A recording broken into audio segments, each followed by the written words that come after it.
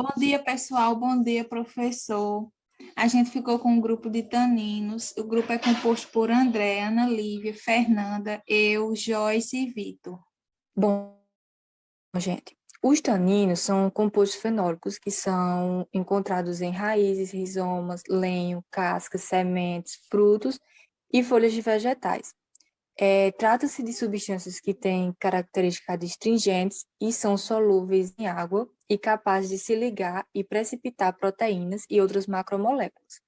Além disso, os taninos também são conhecidos pela capacidade de se ligar a metais e formar complexos de cor azul e preto, com os sais de ferro 3 e ter massas moleculares entre 500 e 3.000 gramas por mol. A importância das plantas ricas em taninos está ligada às suas propriedades de transformar a pele animal em couro. Atualmente, o curtimento de peles também é industrialmente conseguido com compostos minerais. Entretanto, por vários milênios, esse processo requeria exclusivamente o uso de plantas taníferas. Durante o curtimento, são formadas ligações entre as fibras de colágeno na pele animal, a qual adquire resistência ao calor, água e abrasivos. Esta capacidade dos taninos, em combinação com as macromoléculas, explica a capacidade deles se precipitarem em celulose, pectinas e proteínas. Os taninos eles são classificados segundo a sua estrutura química em dois grupos, taninos hidrolisáveis e taninos condensáveis. Os taninos hidrolisáveis são caracterizados por um pólio central, geralmente BD-glicose, cujas funções hidroxilas são esterificadas com ácido gálico. O composto B1, 2, 3, 4, 6, pentagaloide-glicose, que é mostrado na figura, representa o padrão máximo de substituição, sendo considerado o precursor imediato para ambas as classes de taninos hidrolisáveis, que são os galotaninos e os elagitaninos. Os galotaninos resultam na união entre unidades de ácido gálico via ligação denominada metadepsídicas. O grau de substituição total de 10 a 12 resíduos de ácido gálico por molécula de glicose pode ser alcançado, como é relatado para galotaminos ou poligaloiglicose. Os elagitaninos possuem um ou dois resíduos de hexa-hidroxidifenoildeglicose de configuração R ou S, os quais são obtidos pelo acoplamento oxidativo entre dois resíduos de ácido gálico especialmente adjacentes. Após a hidrólise ácida das ligações éster, ocorre a liberação do ácido difênico, que se rearranja espontaneamente para o ácido elágico. A degradação da casoaricitina é mostrada na figura 2. Os elagitaninos isolados até o presente são monômeros, dímeros, trímeros e tetrameros. Os monômeros são classificados em 3 grupos de acordo com a estrutura espacial da glicose presente na molécula. No primeiro grupo, a glicose está na conformação de cadeia com substituintes em posição equatorial. No segundo, os substituintes estão em posição axial. E no terceiro, a molécula de glicose está na forma de uma cadeia aberta. Esses últimos são conhecidos como elagitaninos C, glicosídicos. Nesse grupo, os elagitaninos C-glicosídicos se ligam a uma unidade de tanino condensado, formando os chamados taninos complexos. Na figura 3, são mostrados exemplos dos 4 tipos de elagitaninos monoméricos. Os taninos hidrolisáveis oligômeros são formados pela condensação de unidades monoméricas usam usualmente elagitaninos, que se interconectam através de diferentes unidades ligantes. Esses oligômeros são classificados de acordo com a unidade ligante entre os monômeros em 3 grupos. Os tipos mais comuns de unidades ligantes são o grupo valoneuila, produto de acoplamento oxidativo entre o oxigênio de um monômero e o carbono do ácido gálico de um outro monômero. O grupo desidrogigaloíla, no qual o acoplamento oxidativo é entre 2 grupos ácido gálico. E o grupo sangisorboíla é um produto da condensação entre o éster e o ácido sanginosórbico. Os exemplos típicos são norbotanino B, genina A e sanguínea H6, apresentados na figura 4. Bom dia, pessoal. Fiquei com a parte de classificação, eu e Joyce, e vou falar um pouco sobre eles aí. Os elagitaninos são moléculas que possuem duas ou uma resíduos de S-hidroxilosfelanina. Os elagitaninos são encontrados em apenas alguns grupos restritos de alimentos, no quais são a framboesa, morango, castanha, avelã, caju e pistache. Os elagitaninos oligômericos são estruturas macrocíclicas, têm sido isoladas das espécies de Oniotera, como é o caso dos onioteranos A e B, que são isolados um novo elagitanino, tetrâmero e macrocíclico, como sendo o constituinte principal da Oniotera T1. Nessa figura vamos ter essas duas estruturas moleculares, no qual a primeira vai ser o elagitanino tritâmero macrocíclico, onioterano T1, e no segundo vai ser a degradação da proanticianidinas, que ela é catalisada pelo ácido mineral. E com essa degradação vamos ter a formação dessas duas moléculas que vocês estão vendo na frente, que é a ciadina e a delfociadina. Os taninos condensados são oligômeros e poligômeros, formados pela policondensação de duas ou mais unidades flavonoides ou flavonoidial. Essas classes de taninos também é denominada com a proantocianina. Nessa figura vamos ter dois taninos, né, como vocês estão vendo, com a condensação, que pode ser divididos em duas fases, com a ausência ou a presença de hidroxila na posição do carbono C5, do anel A. E aqui vamos ter uma tabelinha sobre os taninos e as nomenclaturas deles. A nomenclatura trivial dos flavonoides, ou proantocianidais, é derivado originalmente de dois estudiosos, que é o Thompson e o Enz.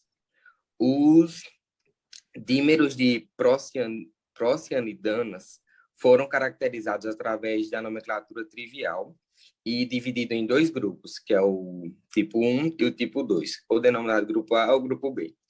O grupo A possui completamente uma ligação de tipo éter com a proantocianidanes glicolizadas, que são dímeros e trímeros do tipo A. Foram recentemente isolados e identificados a partir do licor da semente de cacau. Aí vamos falar agora sobre um pouco do grupo B. Vamos ter os procianidinas do grupo B, que são a ligação com carbono entre carbonos, do carbono C, que o carbono C da unidade superior e o carbono C8 ou C6 da unidade inferior. O grupo B foi encontrado até o momento somente em espécie da planta a Fabaceae e a Anacaridae. Essas foram as únicas plantas encontradas até o momento do grupo B. A biogênese tem a dos taninos hidrolisáveis, que é a biogênese do ácido gálico, que é geralmente aceito que os ácidos benzoicos são derivados dos correspondentes ácidos cinâmicos, com o mesmo padrão de substituição do anel aromático, por remoção de uma unidade de acetato de cadeia lateral acrílica.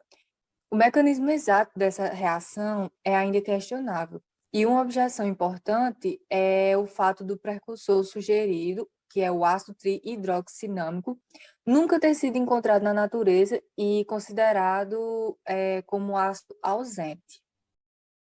A de biogênese de galotaninos e elagitaninos, eles têm 3 rotas.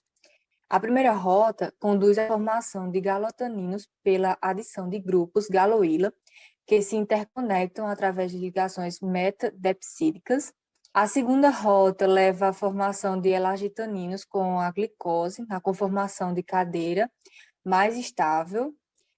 Duas moléculas de ácido gálico vizinha condensam-se por acoplamento oxidativo, produzindo o grupo deidro-hexa-hidroxiditfenoíla, como em telimagrandina 2, que através da condensação de mais dois grupos galoíla é produzido outro elagitanino, que é a casoartina.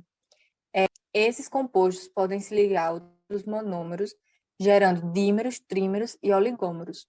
Além disso, esses compostos podem sofrer hidrólise enzimas na ligação éster e produzindo compostos como a hidroxila livre no carbono anomérico, que é a telimagrandina 1 e a pedunculagina. E a terceira rota leva à formação dos elagitaninos, empregando glicose na conformação de cadeia, com os substituintes em posição axial, como a geranina, né? E essa classe de compostos é caracterizada pela presença do grupo éster, que é o deidrohexaidroxidifenoíla, e seus derivados. E os compostos também sofrem condensação através de ligações intermoleculares, gerando os oligômeros. E tem também os taninos condensados, que é através de uma redução de dihidroflavanóis na posição 4, catalisada pela dihidroflavanol 4-redutase, que formam-se primeiramente os flavan 2,3, trans, 3,4, cis, diós, os quais são intermediários na formação de catequinas, proantocianidinas e antocianidinas. As catequinas são sintetizadas a partir das leucoantocinidinas para sofrerem redução na posição C4. E essa reação é catalisada pelo flavan 3,4 diol redutase. As proantocinidinas provavelmente é originado a partir de leucoantocianidinas e catequinas por uma redução de condensação. E a enzima catalisadora dessa reação ainda não é conhecida. Distribuição no reino vegetal. Taninos condensados e hidrolisáveis se distribuem no reino vegetal seguindo padrões cinicamente diferentes, enquanto as proantocianidinas ocorrem amplamente em gimnospermas e angiospermas. Os taninos hidrolisáveis estão quase restritos à cloripetase das dicotiledôneas e não foram encontradas na simpetalae. Os taninos condensados, em geral, estão amplamente distribuídos em plantas lenhosas. Já os taninos hidrolisáveis ocorrem em dicotiledôneas, herbáceas e lenhosas, porém dentro de limites taxonômicos bem definidos. Os elagitaninos têm sido utilizados como marcadores taxônicos devido à sua distribuição no complexo HDR, na Ramadilidae, Dilenidae e Rosidae. Sua distribuição dentro das famílias do complexo HDR foram revistas pelo grupo de Okuda.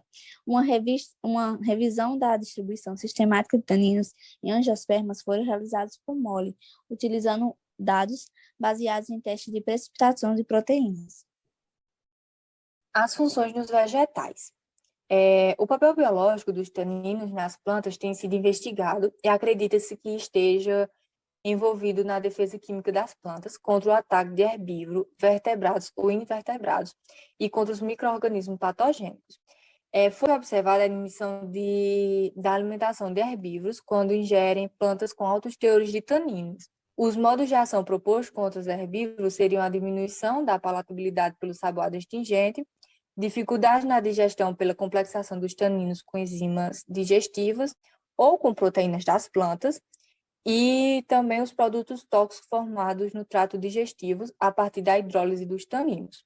E os compostos fenólicos em vegetais, principalmente nos taninos, têm reconhecidamente a função de inibir os herbívoros, pois em alta concentração dos frutos, folhas, semente, dos demais tecidos jovens tornam-se impalatáveis aos fitófagos e, ainda combinado com algumas proteínas, estes tecidos resistem fortemente à putrefação. Eu fiquei com a parte de atividades farmacológicas e biológicas, né, dos taninos.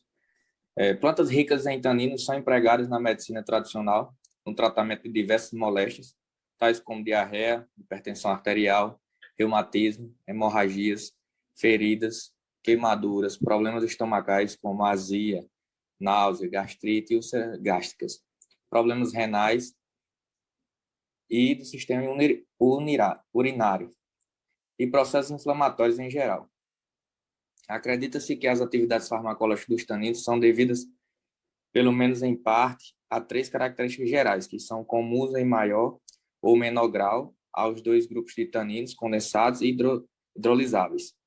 Complexação com íons metálicos, como ferro, manganês, vanádio, cobre, alumínio, cálcio, entre outros. Ela tem uma atividade antioxidante e sequestradora de radicais.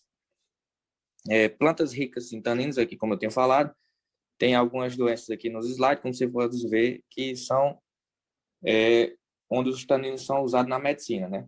Pode passar o slide. Os taninos ajudam no processo de cura de feridas e inflamações através da formação de uma camada protetora sobre a pele ou mucosa danificada. Outros estudos mostram também que os taninos têm efeitos inibitórios sobre bactérias e fungos.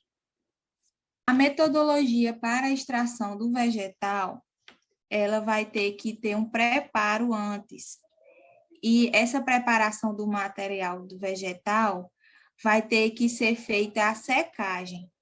E os métodos de secagem, os que empregam o calor, como ao sol em estufa, em temperaturas acima de 70 graus, vai diminuir muito a concentração dos taninos e também de outras substâncias fenólicas. E mesmo com essa secagem ao ar, a sombra e a temperatura ambiente, pode alterar também os teores dos taninos, só que numa menor proporção. Então, o método ideal é a liofilização, que além dela preservar os taninos, ela também vai aumentar a extratibilidade. Outra coisa que também é muito importante no procedimento da extração dos taninos é a seleção do solvente, né? Vários autores têm recomendado que o uso de misturas em solvente, como, por exemplo, mentol e água, por aquecimento ou por temperatura ambiente, e mentol e ácido ou acetona e água, são ótimos, né? A presença de água em solventes orgânicos, como o metanol e a acetona, ela pode aumentar o rendimento da extração dos compostos fenólicos. A acetona, ela vai bloquear a associação tanino-proteína, né? Que é o que ocorre com o metanol, o que não ocorre com o metanol, desculpa. E Hahnemann, em 1988, ele confirmou esse aumento significativo superior na extração dos taninos, tanto condensados como os hidrolisáveis também, por essa extração de acetona água, em relação à extração metanol-água. E apesar dessas informações serem muito importantes, é bastante importante também, fundamental, a gente frisar que a estabilidade dos taninos em meio acetona aquoso é inferior do que em meio metanol-água. Então, pode-se dizer que ainda a extração empregando o metanol-água, ela serve como uma finalidade qualitativa. E a extração acetona-água, ela possui a finalidade quantitativa. O método de screening. Bem, no método de screening, os métodos de análise, né? Vão ter vários métodos que são conhecidos e tradicionais para o reconhecimento dos taninos. O teste de consolução de gelatina a 1%, contendo 10% de cloreto de sódio, ele vai fornecer um precipitado ou então uma turvação, né? E não vai dar para ver direito o que tem atrás. Geralmente a gente coloca os tubos de ensaio com essa precipitação e na frente, né, de algumas letras, né? E se não der para ler, se tiver turvo, né? É porque esse método de análise ali tem os taninos. Então, esse da gelatina, a 1%, ele não é específico, né? Porque alguns fenóis, eles apresentam reação positiva ao se encontrarem em altas concentrações. Outro teste que baseia-se na propriedade dos taninos de precipitações é com os alcaloides, por exemplo, com soluções de cichonina, cafeína ou estrictina, a 1 a 2%. E na tentativa de identificar os tipos de tanino, podem ser empregados 2 diferentes reativos, que é o principal, é a solução de cloreto férrico, né?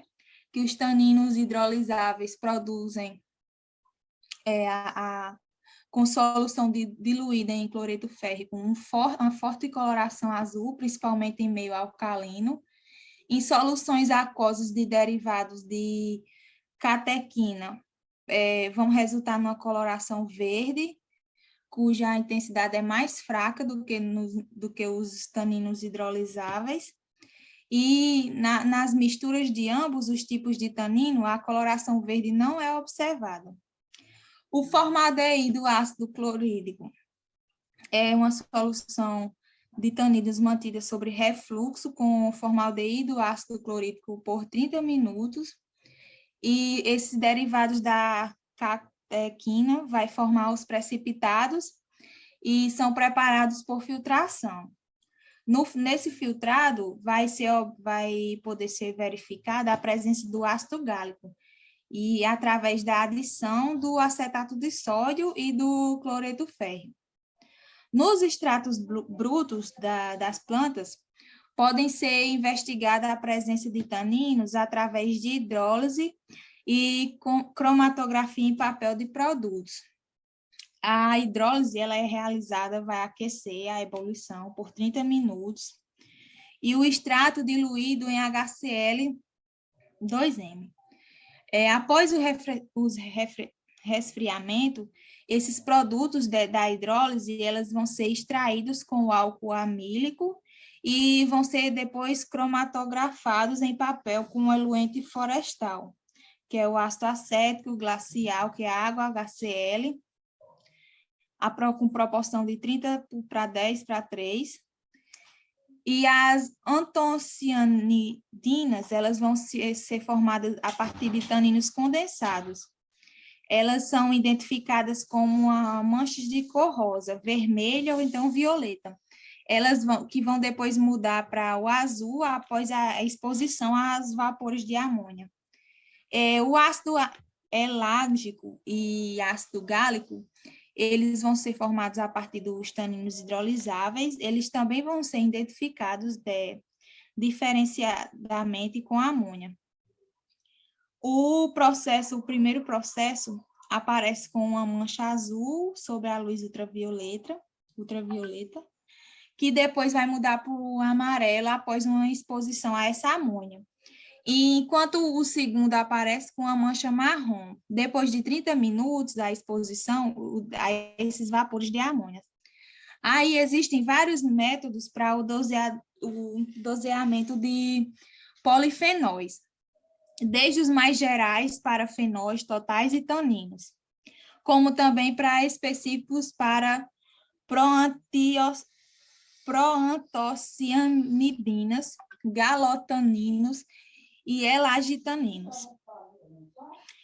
Geralmente, em estudos de ecologia química, empregam-se ensaios para quantificações de fenóis totais, tais como os métodos de Folin-Denis, de Folin-Ciocalteu e de Price-Butter.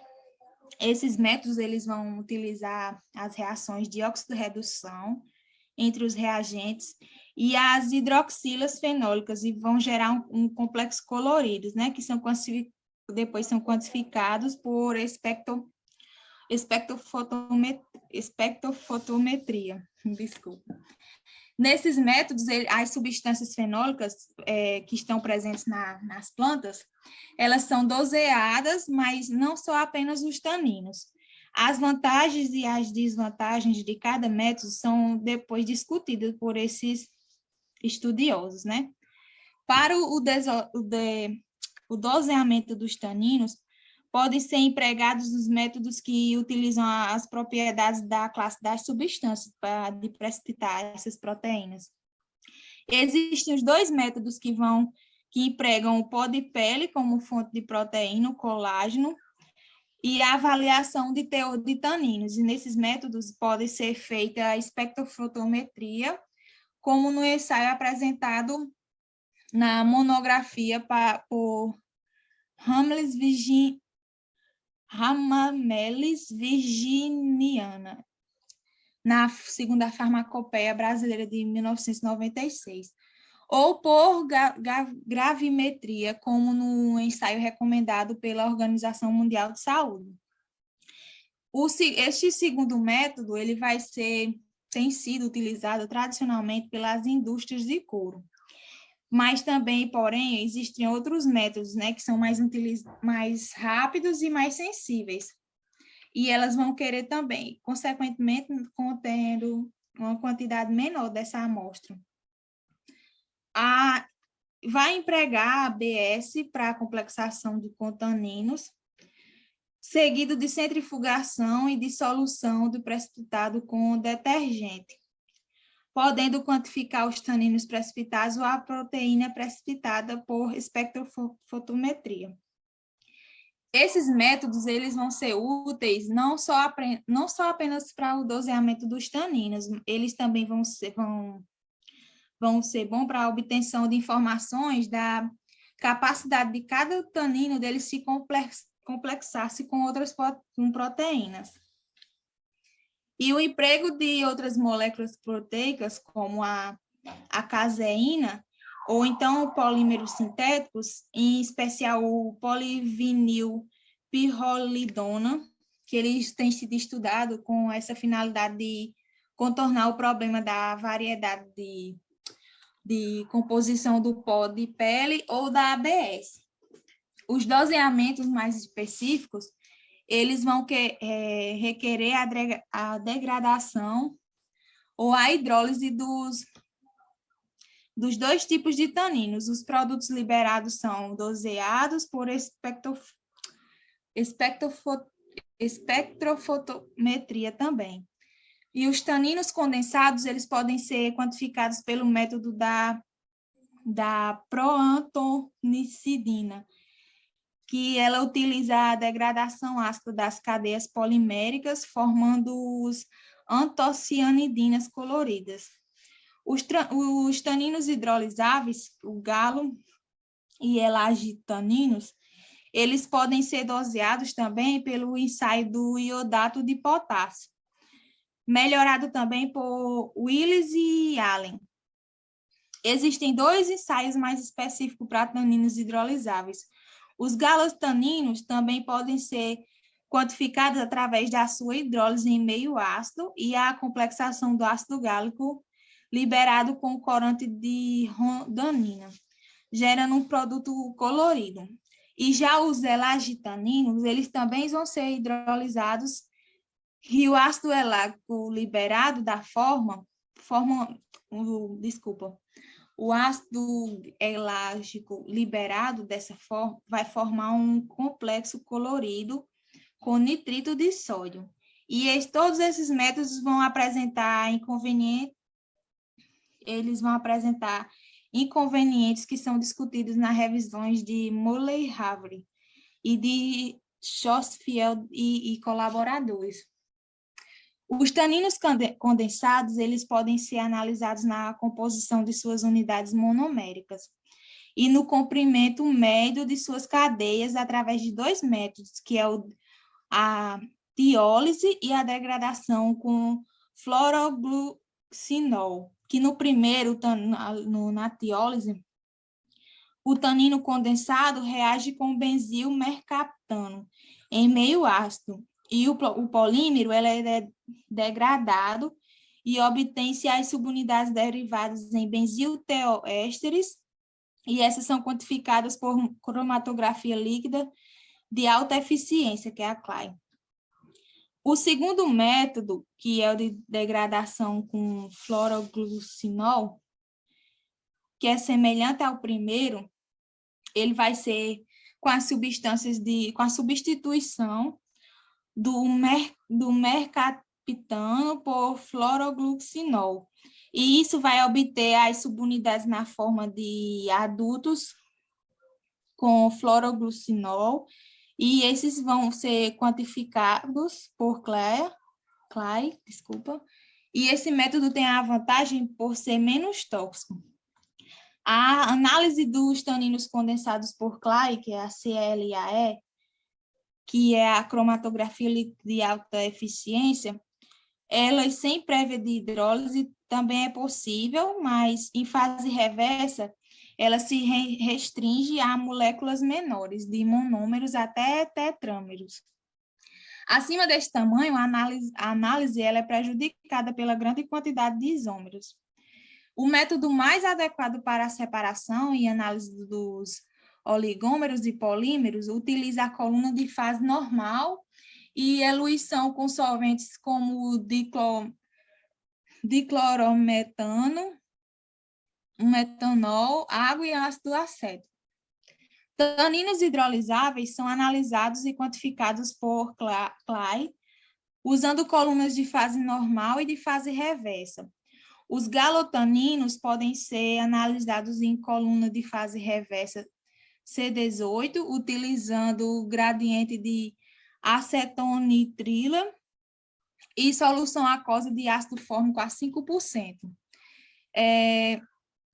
Hartmann, em 2001, ele propôs o uso da coluna em fase normal, com o sistema isocrático de hexano, que vai ter o metanol, o ácido trifluoracético para separação e análise de ácido tânico, que é a mistura do galotaninos. Para análise de elagitaninos, pode empregar o sistema de isocrático em fase normal com hexano, e com metanol, ácido fórmico, e em fase reversa, acetonitrila e tampão fosfato. Pode passar.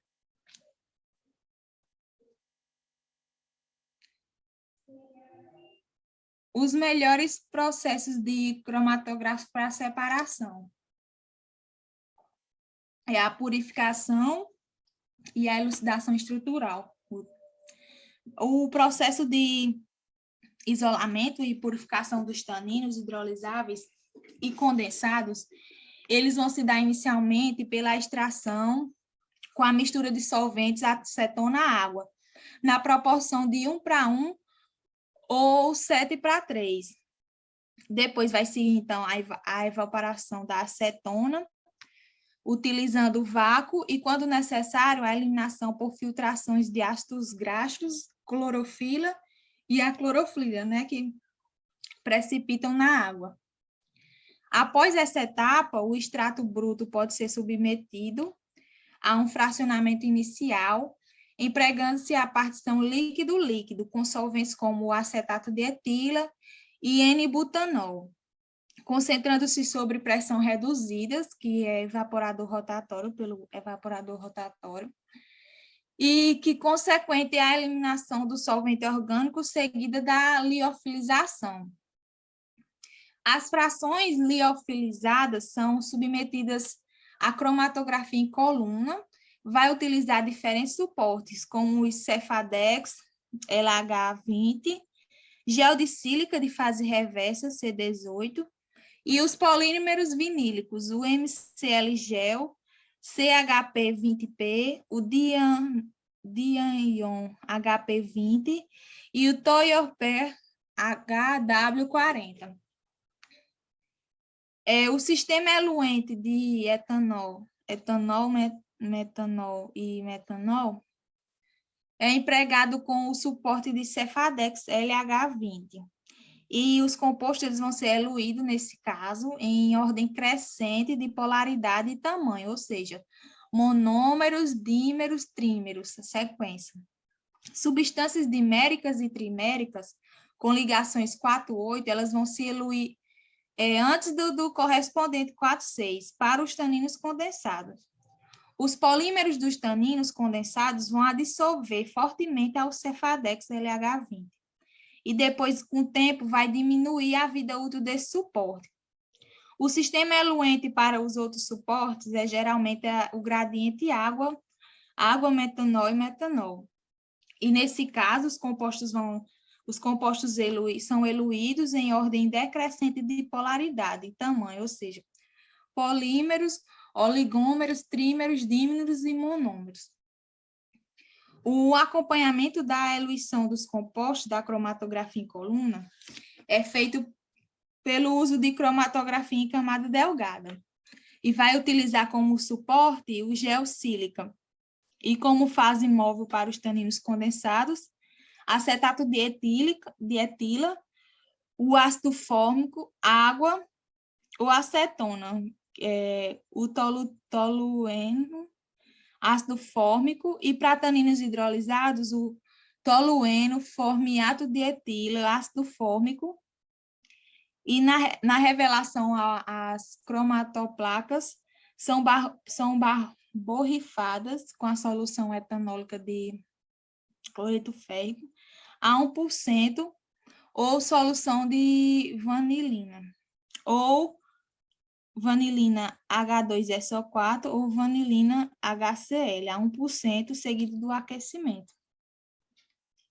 Essa purificação final dos compostos presentes nas frações obtidas nas cromatografias anteriores pode ser feita através do uso de cromatografia líquida de contracorrente, a DCCC, MLCCC ou HSCCC, a da cromatografia líquida de média pressão, CLPM, ou então também da cromatografia líquida de alta eficiência, que eu já havia falado, a CLAE, que no caso da CLAE vão se utilizar as colunas de gel de sílica em fase reversa, no C18, e o sistema de solventes utilizados para os taninos hidrolisáveis, os monômeros de dímeros, podem ser tanto o acetonitrila como o tampão fosfato.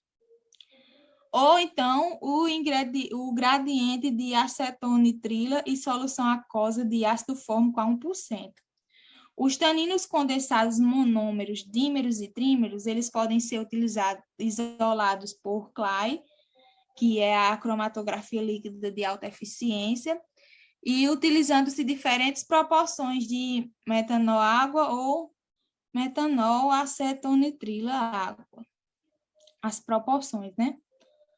Os taninos condensados, eles também podem ser acetilados com piridina e anidrido, acéticos e separados por cromatografia em camada delgada preparativa. Vai empregar a fase estacionária geossílica e como fase móvel, misturas de tolueno-acetona. E a elucidação estrutural dos taninos, elas vai se fazer através da espectroscopia de ressonância magnética nuclear prótons, que é a ressonância magnética de hidrogênio e de carbono, que é a de hidrogênio HRMN e a de carbono CRMN. Vai utilizar técnicas uni- e bidimensionais para determinação estrutural e espectrometria de massa.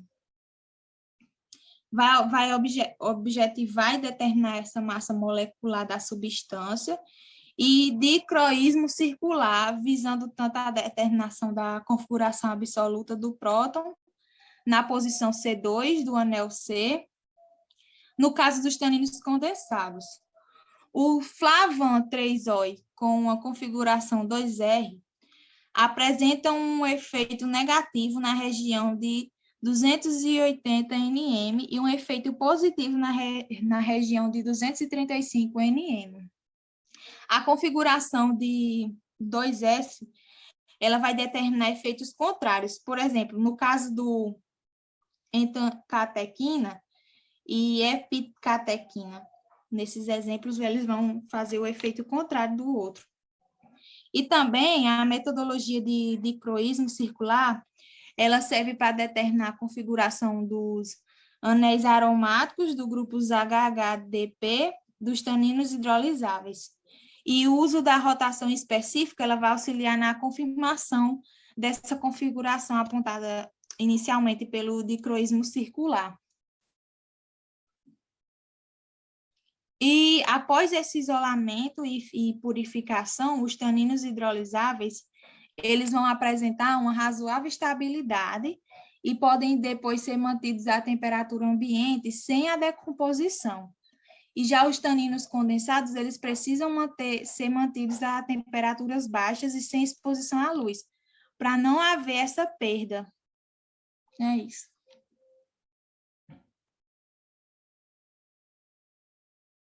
E aí, no slide, são só para mostrar a cromatografia de camada delgada e a cromatografia em coluna, que vai ser a purificação. Só ilustrativo. Bom, gente, eu fiquei com a parte das atividades tóxicas dos taninos. Essa atividade tóxica vai estar relacionada ao maior peso da molécula, porém nem sempre vai ocorrer assim. Um outro fator sobre essa toxicidade dos taninos é a questão do fator da as complexidades com facilidade a íons metálicos, os sistemas biológicos, que vão incluir micro-organismos e vão necessitar de íons metálicos, como os fatores enzimáticos. Um exemplo são aqueles ratos que são tratados com bebidas ricas em compostos fenólicos, que eles, ao tomarem esse composto, foi observado que eles tiveram uma redução na absorção de ferro. E também alguns efeitos indesejáveis são a precipitação de proteínas, a questão de inibição de enzimas digestivas, e vão também afetar a utilização de vitaminas e minerais, podendo ainda ter alguma chance de desenvolver o câncer de bochecha e esôfago.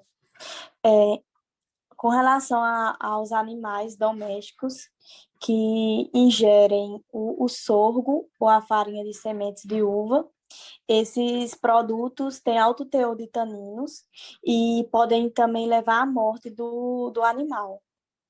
Lá nos Estados Unidos, a população costuma, após as refeições, consumir nozes. Esse alto consumo de nozes tem 25% de taninos. Essa incidência, alta incidência de taninos, pode ocorrer o câncer de esôfago. E alguns estudos também apontam que os taninos como vão atuar como captadores de radicais livres.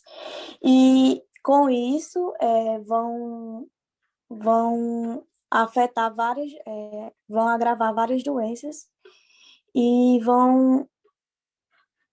associada a elas vão estar o câncer, a esclerose múltipla, a arteriosclerose e até o processo de envelhecimento também. Segundo os artigos que eu havia estudado, o Chang e os colaboradores, eles sugerem que alguns taninos têm duplo efeito. Que esse duplo efeito, um lado, eles vão ser benéficos à saúde, devido ao seu efeito de quimiopreventivo contra carcinogênese ou atividades antimicrobianas, e, por outro lado, eles vão também estar envolvido na formação de cânceres hepatotóxicos ou também efeitos antinutricionais. Esses taninos das espécies Quercus e também Cóciferas, eles vão apresentar efeito gastroprotetor, que pode variar de 66% a 91%. Pode passar. Bom dia, pessoal. Ficamos com os produtos medicamentosos, que são as drogas vegetais clássicas. Vou falar um pouco sobre essas duas plantas e é isso aí. Vou começar falando da Ramamelis, que o seu nome científico é Ramamelis virginiana. A sua família botânica é a Ramamelidiaceae e ela é utilizada as folhas para determinados medicamentos, é isso. Ela é encontrada frequentemente em arbustos nos Estados Unidos ou Canadá. Essa planta é indicada como medicamento para o sistema venoso, para utilização de úlceras ou varicoles, ou hemorragias. E a casca e a folha contém uma mistura complexa de taninos condensados e hidrolisados, sendo que a ramameliadina é o principal constituinte das cascas. Foram realizados alguns testes in vitro ou in vivo, avaliando atividades farmacológicas dos extratos da casca e da folha, que vai ter ações inibitórias da lipostinase e da lisopafacetil-CoA. E é isso. Agora eu vou falar um pouco da ratânia.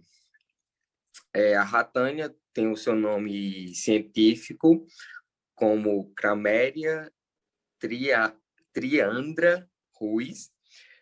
O seu sinônimo científico é a Craméria argentaia. A sua família botânica é a Crameia rameriaceae e a parte utilizada nela é a raiz. Essa planta é originada do Andes. Ela é conhecida lá como ratânia do Peru. Os taninos extraídos são denominados como os vermelhos da ratânia. Ele é usada como cosmético labial ou tintura pelos índios, pela sua tonalidade, que é bem acentuada como vermelho. As cascas das raízes da ratânia, ela tem 10% de taninos, sendo maior parte taninos condensados. Essa droga possui a propriedade adstringente, sendo utilizado, como eu falei anteriormente, como tintura. Elas são administradas de forma colutórias no tratamento de afecções na região da faringe. E é isso. Vou falar também sobre a tomelina, que tem seu nome científico como Potentilla erecta. A sua família botânica é a rosácea e ela é utilizado, as partes utilizadas dela é a rizomas e os tubérculos. Ela é originada da Europa e da Ásia Ocidental. Essa droga ela é coletada no outono e é constituída por maior parte subterrânea. O nome popular da tormentila vem do latim tormentus, que significa dor, tormento. Ela era bem eficaz para o combate de cólicas devido às diarreias na Idade Média. Ela deve conter entre 15% a 22% de taninos condensados, possuindo ainda flavonoides e derivados do ácido fenil. Sua atividade inibitória ela vai agir na prostaglandinase e na fator de ativação da plaquetária, sendo assim um potencial inibidor do COX. É isso. Eu vou dar continuidade aqui, falando do cratego, né? É o nome científico Crateus monogina. O sinônimo científico é Crategus oxycama. A família botânica dela é a rosácea e a parte utilizada são as flores e folhas. Os dados farmacológicos, o extrato hidroalcoólico com concentração definida de procianidina oligométrica de cratego, fresco com flores, atua em órgãos isolados de animais e laboratório com efeito inotrópico positivo. Efeito positivo domotrópico e efeito negativo batimotrópico. Passei. Tem a outra aqui também, que é o barba-timão. O nome científico é Stryphnodendron. Sinônimo científico é acácia. A família botânica é Leguminaceae. E a parte utilizada são as cascas. O barba-timão, os dados farmacológicos são que o Bessani Amado, né, provou que o extrato liofilizado do barba-timão bruto e em frações de polaridade crescente foi capaz de inibir o crescimento de Staphylococcus aureus e Pseudomonas aeruginosa. Demonstra uma fração acetônica do extrato bruto em modelos de inflamação aguda e crônica. Apresentou diminuição significativa no edema de pato, de rato, induzindo a cartagenina e destrana, confirmando a diminuição da permeabilidade vascular proposto. Tem a outra aqui que é pitangueira. Nome científico é Eugênia uniflora. Sinônimo científico é Eugênia micheli. É a família botânica Myrtácea. E as partes utilizadas são as folhas. A pitangueira ela é uma árvore originária do Brasil, amplamente distribuída ali na América do Sul, tendo sido introduzida em outros continentes. A infusão das folhas é usada na medicina popular como adstringente, antidiarreico, carminativo, diurético, antirreumático, antifebril, hipotensor, redutor de colesterol e controlador de ácido úrico na urina. Os dados farmacológicos são pesquisas recentes que utilizaram os testes in vitro e in vivo, demonstraram que extratos das folhas de Eugênia uniflora possuem várias atividades farmacológicas, tais como antidiarreica, que eu falei antes, diurética, anti-inflamatória, antifúngica, antimicrobiana, hipoglicemante e hipotensa. É isso. Bom, gente, com relação aos alimentos que são derivados da classe dos taninos, aqui tem uma tabela com o teor e o produto. Esta variação decorre não somente de um vegetal para outro, mas também varia de acordo com as diferentes colhidas e analisadas. Aqui, folha de abacaxi vai ter o teor de 0,81%. O caule do abacaxi também vai conter taninos, vai ser 0,61%. O sorgo é 0,60% para 2,61% e assim em diante. Dá uma passadinha, por favor. Bom, gente, alguns taninos também, eles são encontrados em alimentos, como erva mate, ervas que formam chá verde, chá preto, além de algumas sementes, raízes e frutas como maçã, uva, caju e abacaxi, e alguns vegetais como brócolis, couve-flor e mandioca. Vou citar alguns exemplos aqui, que no caso é as uvas do monte, aqui na figura está ilustrada. Ela tem um alto valor nutricional devido à boa concentração de antocianinas, proantocianidonas, flavonoides e taninos, que conferem a essa fruta grande poder antioxidante e também eles vão inibir esse processo de desenvolvimento de células cancerosas. O outro exemplo é o mangostão, que está aqui na foto também. Ele contém todo esses nutrientes para a nossa saúde. Essa casca, que é a maior parte, ela vai conter 70% de seu peso e vai conter uma grande quantidade expressiva de xantonas e também de taninos. Ele vai causar uma forte abstringência e o que vai impedir o ataque de fungos e de bactérias e também de animais até a sua coleta, até eles estiverem maduros. Passei, por favor.